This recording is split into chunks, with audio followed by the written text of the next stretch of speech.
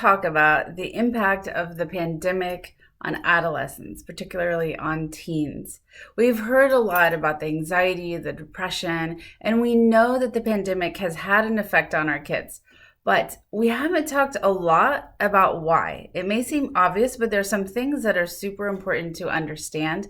When we can understand why things are as they are, then we can begin to help and support our kids. So the number one overarching issue right now is that their bodies are wired for one way of life, and they have been forced into a completely different way of life. So let's look at specifically what things have changed that have led to a negative impact on our teens. The first and foremost, and which is most obvious, is isolation. Our kids are not meant to live in a bubble. So all of a sudden they went from exploring, having extracurricular activities, being in the classroom, developing independence to everything pauses and they're at home for the most part with their families.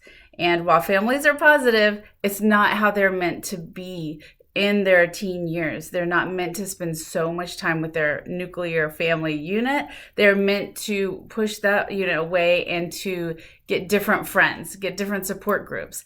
And that all has been kind of messed up with isolation. The other part about isolation is that they don't have interactions with their peers.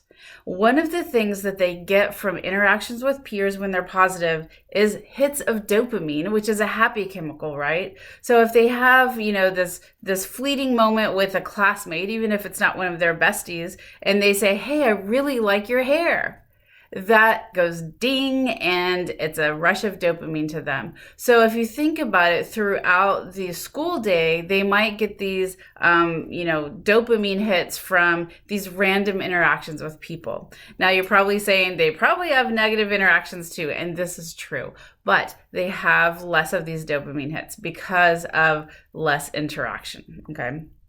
Because remember, our teens, even our introverts, even our shy kids, even the ones with social anxiety, they are meant to be social creatures. And for our girls, particularly in middle and high school, they have a surge of oxytocin. And oxytocin is all about bonding with people. But in those years, it's not about bonding with you as a parent, it's about bonding with peers. So those who haven't been able to meet up with their peers, that really is lacking for them.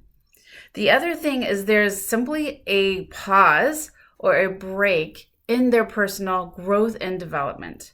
While they were on the track to more independence, more dependence, all of a sudden there's this big barrier and roadblock to continuing to develop that independence. Now you might be saying, "Oh, but they can independently work at school, on their schoolwork, even if they're remote learning." But that's completely different scenario. It is not normal for them to be in front of the computer all the time with very minimal interaction, especially very minimal face-to-face interaction, because a lot of kids in middle and high school don't turn on their videos. I think of this year as the pause year where, they were learning and they were growing and expanding, exploring, individuating, and now it's all on pause. But don't worry about that. They're going to catch up. I'm just saying that's why it's difficult right now. For introverts, this time is a blessing and a curse. I am personally an introvert. So it's been a nice, relaxing time to not have to go out and do a lot of group stuff. However, I am a person who does need that interaction, as does everybody in this world, even if it doesn't seem like it. You need human interaction. So while I'm interacting a lot with groups on Zoom and such, it's not the same as being in person. There's an energy that exchanges between people when you're together. And even with an introvert, they need some of that energy. We get our energy from other people. Now, extroverts, it's a whole different story because they really get their energy from people. So if you have an extroverted child who is at home a lot without interacting with a lot of people, their energy, it's like a gas tank is just going down, down, down, and down. And, there's a lot of talk amongst parents of, going back to school in person or not going back to school in person. Everybody has to make their own decisions. But I can tell you the families who have extroverted kids, those are the ones who know their kids the best and know that they need to get their gas tanks refilled, and that is done by interacting with others. So that's why with extroverts, it has really been difficult. And I know a few families where there's an extrovert and then the rest are introverts, or there's a mix. And it's an interesting time being at home because the extroverts are like, oh my gosh, I need my people. The introverts are like, oh, this is kind of great. I don't want to talk to anybody. Nobody bother me. So that's an interesting mix in a family life too. Another thing that our kids are supposed to be doing right now is taking risks and exploring new things. And a lot of stuff has been shut down. So this might be a time of year where you and your kids decide on what's a cool hiking trip we can take, or a new trip, or what is a new extracurricular activity or a new sport that you want to try. With so many things being shut down, there aren't a lot of options. And for the introverts, they're not going to be eager to go out and try something new right now either, because that kind of has been put on pause, right? So there's that natural wanting to explore and to take risks. For our boys, they naturally are more risk takers in the physical arena. So for them to be shut inside a lot is a really big stressor for them. So they might be playing video games, right? But there's no physicality to it. Even though it's on screen physically, they themselves are not getting physical. So, I know this in some ways is a blessing because your kids aren't out there taking those physical risks. But, when they're safe physical risks, that's something that we want them to do. We want them to push themselves out of their comfort zone. But right now, we're reeling them in and putting them in a bubble out of necessity, to be fair. But that's one of the things that we're up against. Another thing is friendships. And the biggest issue for friendships is this. There are times in our kids' lives as they're getting older where there's big friendship shifts. One is when they go from elementary to middle school, and the other is when they go to middle school to high school. Now, here's what's happened to many of our kids. When there would naturally be a friendship shift, it hasn't happened because they haven't been in a school where they can meet new people. So while it's great if they are able to hang on to the friends they had, a lot of them are not. And they're finding themselves without those friends to reach out to. The other thing that's happened is, you've got something in what's called like a B-list friend, right? You've got your close group, and then you've got your outer group that sometimes you hang out with. So with COVID, what's happened is a lot of friendship groups have really shrunk. So if your child might have been kind of on the outer part of a friendship group, all of a sudden they might be finding themselves left out because they're not part of the inner core. And in normal times, they could then, maybe make friends with the outer group, right? Or they could make completely new friends.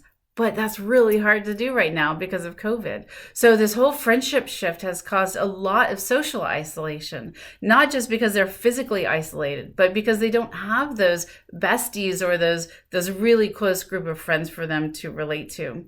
And the most difficult scenario is when your child, you've moved to a different district or a different school during COVID, whereas they thought they were going to get to make new friends.